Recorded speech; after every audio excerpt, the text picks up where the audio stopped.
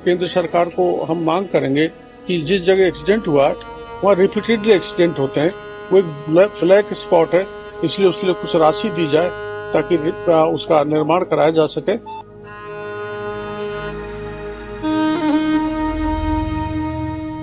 राजस्थान के दौसा जिले में मंगलवार को एक ऐसा हादसा हुआ जिसने हर सुनने वाले के दिल को झकझोर कर रख दिया। खाटू श्याम जी के दर्शन कर लौट रहे श्रद्धालुओं से भरा कंटेनर तेज रफ्तार में आगे चल रहे ट्रोले से जा टकराया और टक्कर इतनी भीषण थी कि मौके पर ही चीख पुकार मच गई। लोहे के टुकड़ों में तब्दील हुए वाहन से मासूमों की चीखें गूंज रही थी।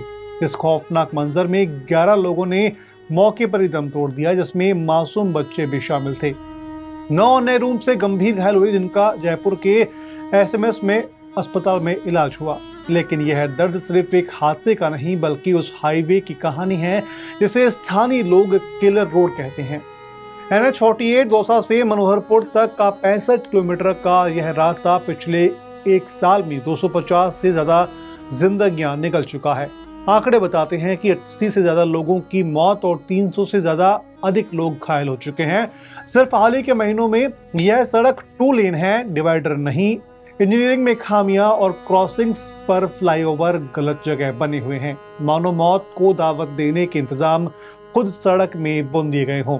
इस घटनाक्रम पर किरोड़ीलाल मीणा ने क्या कहा वो देखिए। बहुत जबरदस्त ऐसा हादसा, इतना बड़ा, जहाँ 10 लाशें हमारे अस्पताल दौसा में पड़ी हो और 4 यहाँ बढ़ती हैं, 10 वहाँ भेजे हैं, जिसमें एक ने जाके वहाँ जान तोड़ दी।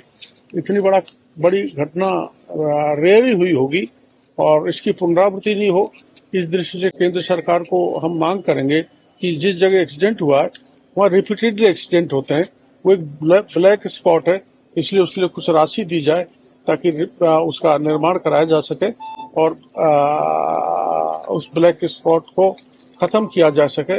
यहाँ 4 लोग हैं, 2 महिलाएं 2 पुरुष, पूर्णतः स्वस्थ हैं। डॉक्टर कीनली उनको अटेंड कर रहे हैं और 10 लोगों को रेफर किया जयपुर, जिसमें से एक अस्पताल में जाने के बाद एक्सपायर हो गया। बाकी 9 की इंटेंसिवली केयर कर रहे हैं। ये मुख्यमंत्री जी के संज्ञान में भी है और यहाँ जो जिला प्रशासन है और अस्पताल के जो डॉक्टर हैं उन्होंने पूरी तरह से बहुत ढंग से इनको अटेंड किया, केयर किया, अपना मान के। इसके लिए जिला प्रशासन और हमारी डॉक्टर की टीम धन्यवाद के पात्र। सर, मरने वाले में महिला और बच्चे ज्यादा है। देखो, अब एक्सीडेंट जब इतना जबरदस्त होता है तो उसमें ये नहीं कहा जा सकता कि भाई ये बच्चे मर गए, महिला मर गई, पुरुष मर गया। एक्सीडेंट ही ऐसा था और बच्चे तो ज्यादा वल्नरेबल होते हैं, इसलिए उनकी डेथ होना अत्यंत ही दुर्भाग्यपूर्ण था। सांसद मुरारीलाल मीणा कई बार केंद्रीय मंत्री नितिन गडकरी को पत्र लिख चुके हैं, जिसमें इस हादसे को 4 लेन बनाने और डिवाइडर लगाने की मांग की गई है।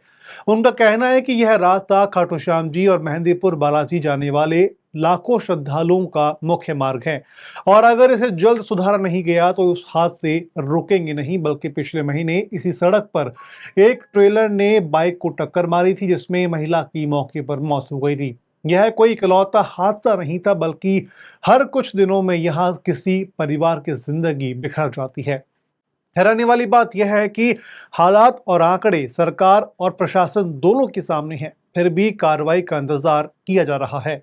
5 दिन पहले भी इसी हाईवे पर एक टैंकर और कार की टक्कर में 5 लोगों की मौत हुई थी, लेकिन न तो ट्रैफिक व्यवस्था सुधरी न सड़क की खामियां। इस बार हादसे में मारे गए लोग यूपी के एटा जिले से थे, जो अपनी आस्था की यात्रा पूरी कर घर लौट रहे थे, पर सफर बीच में ही मौत में बदल गया। पुलिस ने कंटेनर चालक को हिरासत में लिया है। बताया जा रहा है कि वह तेज रफ्तार और लापरवाही से गाड़ी चला रहा था। लेकिन सवाल सिर्फ ड्राइवर पर नहीं रुकता। क्या सरकार की लापरवाही और सड़क की खामियां भी इन मौतों के लिए उतनी ही जिम्मेदार नहीं है? अब सवाल उठता है कि कब तक इस किलर रोड पर मासूमी जिंदगियां क्यों खत्म होती रहेगी? अब तक प्रशासन कागजों में, मीटिंग और फाइलों में योजनाएं बनाता रहेगा और कब आएगा वो दिन जब इस सड़क पर लोग डर कर नहीं, भरोसे के साथ सफर कर पाएंगे।